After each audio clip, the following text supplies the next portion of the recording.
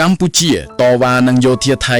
ដែលបន្តរាយបន្លាលុះនៅតំបន់មួយចំនួនតាមព្រំដែន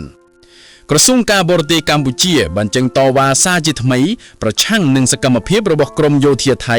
ដែលបន្តកែប្រែបរិយាកាសសន្តិសុខនិងបង្កើតស្ថានភាពថ្មីនៅលើទីតាំងជាក់ស្ដែងនេះបើតាមសេចក្តីប្រកាសព័ត៌មានចុះផ្សាយនៅថ្ងៃទី17ខែមករាដោយបានបញ្ជាក់ទៀតថាសកម្មភាពយ៉ាងដូចនេះរបស់យោធាថៃជាមូលហេតុដែលធ្វើឲ្យខូចដល់កិច្ចខិតខំប្រឹងប្រែងក្នុងការកាត់បន្ថយភាពតានតឹងនិងរាំងស្ទះដល់ការវិលត្រឡប់ទៅផ្ទះសម្បែងរបស់ជនស៊ីវិលកម្ពុជាតាមរយៈក្រសួងការបរទេសបានឲ្យដឹងថាការតវ៉ានៅពេលនេះគឺសំដៅទៅលើសកម្មភាពរបស់កងកម្លាំងប្រដាប់អាវុធថៃដែលបានរាយបន្លាលុះនៅក្នុងតំបន់ចកទ្វារអន្តរជាតិថ្មដាក្នុងខេត្តពោធិ៍សាត់កាលពីថ្ងៃទី16ខែមករាក្រសួងការបរទេសកម្ពុជាចាត់ទុកទង្វើរបស់ភាគីថៃថាផ្ទុយពីសេចក្តីប្រកាសរួមដែលបានព្រមព្រៀងគ្នាកាលពីថ្ងៃទី27ខែធ្នូឆ្នាំ2025បើតាមក្រសួងការបរទេសកម្ពុជាសកម្មភាពរបស់ភាគីថៃខាងលើនេះក៏បង្កឲ្យមានការព្រួយបារម្ភយ៉ាងខ្លាំងចំពោះអធិបតេយ្យភាពនិងបូរណភាពទឹកដីកម្ពុជាដែរកម្ពុជាប្រកាសប្រឆាំងចំពោះសកម្មភាពរបស់កងកម្លាំងប្រដាប់អាវុធថៃដែលបានកែប្រែបរិយាកាសសន្តិសុខទាំងក្នុងឬជុំវិញតំបន់ជនស៊ីវិលពង្រឹងការគ្រប់គ្រងយោធាឬបង្កើតស្ថានភាពថ្មីនៅលើទីតាំងជាក់ស្ដែង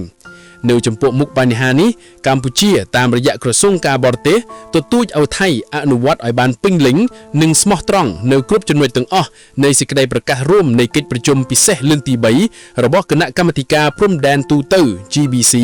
កាលពីថ្ងៃទី27ខែធ្នូឆ្នាំ2025និងកិច្ចព្រមព្រៀងពាក់ព័ន្ធនានាលោកខុយរីដាអភិបាលខេត្តពោធិ៍សាត់បានឲ្យដឹងថាក្រុមអ្នកសង្កេតការអាស៊ានបានចោះទៅពិនិត្យទីតាំងដែលយោធាថៃបានបំផ្លិចបំផ្លាញនិងទីតាំងរាយបន្លាលុះរំលោភចូលដែនអធិបតេយ្យកម្ពុជាបើតាមលោកខុយរីដាក្រុមអ្នកសង្កេតការអាស៊ាន AOT បញ្ជាក់ថាពួកគេបានយល់ច្បាស់ពីការពិតរួចទៅហើយនៅក្នុងចំនួនព្រំដែនកម្ពុជានិងថៃនេះសូមរំលឹកថានៅថ្ងៃទី16ខែមករានេះក្រុមអ្នកសង្កេតការអាស៊ាន AOT ខាងកម្ពុជាបានបន្តចុះសង្កេតការនិងផ្ទៀងផ្ទាត់ផលប៉ះពាល់ដែលបន្សល់ទុកពីសង្គ្រាមព្រំដែនខ្មែរថៃចំនួន3ទីតាំងក្នុងភូមិសាស្ត្រឃុំថ្មដាស្រុកវេលវែងខេត្តពោធិ៍សាត់តំបន់ទាំង3នោះគឺតំបន់អូភ្លុកដំរីនៅមណ្ឌលសុខភាពហ៊ុនសែនថ្មដានិងនៅច្រកជ័យជំនៈស្ថិតនៅឃុំថ្មដាស្រុកវេលវែងខេត្តពោធិ៍សាត់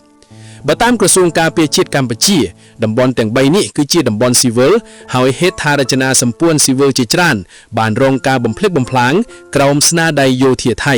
ជាបន្ត